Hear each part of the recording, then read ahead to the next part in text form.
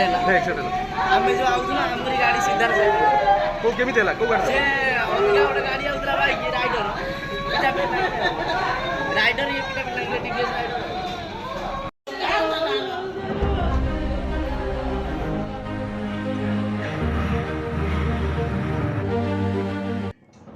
Melon देखि फेरुथिबा समय रायगड़ा निकटरे दुर्घटना घटी जनैक युवक गुरुतर अवस्था सिमुलिया स्वास्थ्य केन्द्र में चिकित्सा निमंते भर्ती होइथिले। कार्यरत डाक्तर तांको मृत घोषणा करिथिबार जणा जायछि।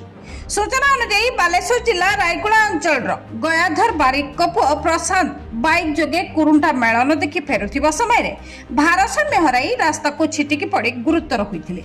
गुरुतर अवस्था तांको सिमुलिया स्वास्थ्य केन्द्र में चिकित्सा निमंते भर्ती करा जायथिला। मात्र कार्यरत डाक्तर तांको मृत घोषणा करिसेंति।